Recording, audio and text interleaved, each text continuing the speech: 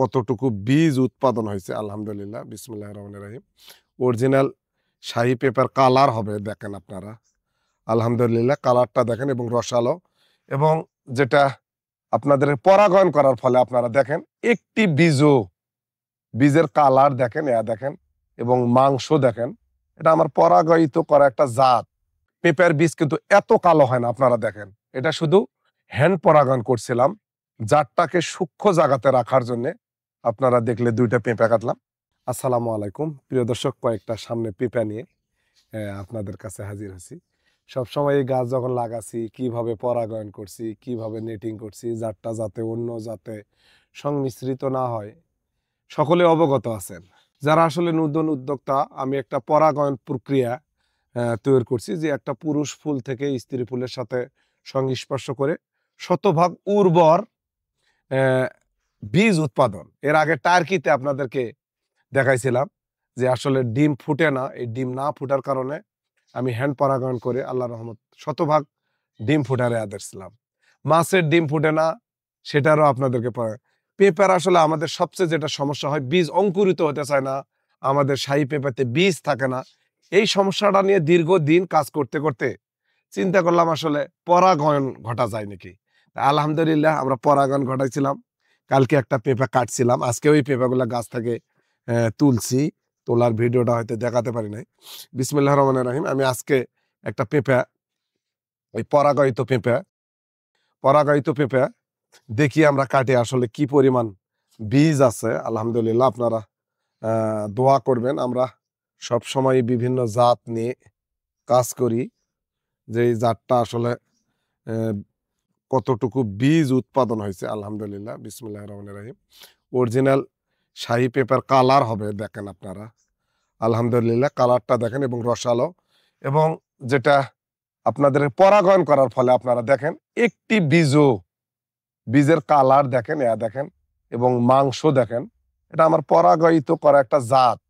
আমরা কিভাবে হ্যান্ড পরাগায়ন করছি, আমি কোনো কিছুই আমার নিজের জন্য সিক্রেট রাখি না, আমি আপনাদের সামনে তুলে ধরছি। দেখেন আলহামদুলিল্লাহ আল্লাহ পাকের দয়, এই বীজটা কিন্তু শতভাগ উর্বর বীজ। শাহী পেঁপে নিয়ে অনেকজনে অনেক মন্তব্য করেন, দেখেন তো আর মাংসটা, যেটা আর কোনো পেঁপেতে আপনি পাবেন না। রস যদি ইচ্ছা করে তো দেখেন কি অবস্থা। আলহামদুলিল্লাহ অনেকেরাই বলেন যে ভাই এটা শক্ত নয়, নরম। আসলে পেঁপে তো নরম জিনিস, রুগীরা কোন খাবার খায়? নরম খাবার খায়। ঘটনাটা হলো শক্ত খাবেন, আমরা আপনাদের শক্ত খাওয়ার জন্য পিয়ারা করছি, অসুবিধা কি? পিয়ারা খান আপনি, আপনাকে তো পেঁপে খাইতে হবে না।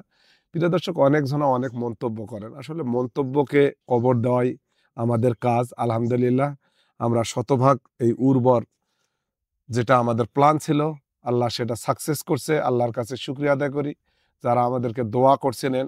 আলহামদুলিল্লাহ এই যে পেঁপে কাটা করছি, এগুলার থেকে আমরা বীজ নেব। একটা বীজও আর একটা যদি কাটে দেখায়, আলহামদুলিল্লাহ আল্লাহ পাকের। এটা আর একটা গাছের পেঁপে, এটাও এখনই তুললাম।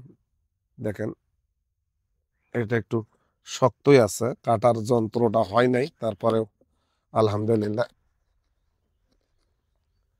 এই যে শতভাগ উর্বর ডিম হয়েছে। এটা যদি বীজটা দেখেন, পেঁপের বীজ কিন্তু এত কালো হয় না, আপনারা দেখেন। এটা শুধু হ্যান্ড পরাগায়ন করছিলাম জাতটাকে সূক্ষ্ম জায়গাতে রাখার জন্য। আপনারা দেখলে দুইটা পেঁপে কাটলাম। আপনারাও যারা নতুন উদ্যোক্তা, আপনাদের পেঁপেগুলা কাটবেন, বীজটা কিন্তু এত সুন্দর পাবেন না। আপনারা যারা বলেন যে ভাই আমার বীজ গাজায় না, তারপরে বীজ সাদা হয়, আপনারা পরাগায়িত বীজ এরকম হবে মানসম্মত। আল্লাহ রহমত আলহামদুলিল্লাহ। খুব ভয় দ্বিধাদ্বন্দ্ব ছিলাম যে আসলে কি হবে, আমি তো হুটহাট একটা কাজ করে ফেলি। আমার আল্লাহ আপনাদের কাছে কোনো সময়ই বেইজ্জতি করে না, এই জন্যে আমি আমার রবের কাছে শুকরিয়া আদায় করে আবারও আলহামদুলিল্লাহ।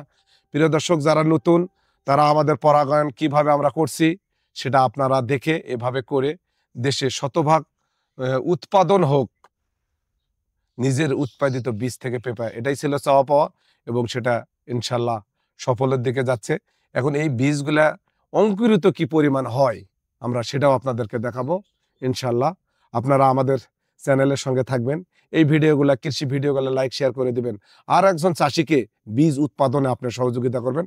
তাহলে আমরা মাঠে ঘাটে এই ধরনের পেঁপের চারা বীজ বংশবিস্তার সকল কৃষক করতে পারবে। সকল নতুনদের জন্য আমার ভিডিওগুলা আপনারা অবশ্যই আমাদের এই আমরা যেভাবে করি, যদি চান আপনারা এভাবে করে নিজেকে নিজের কাজে লাগাতে পারবেন। আসসালামু আলাইকুম।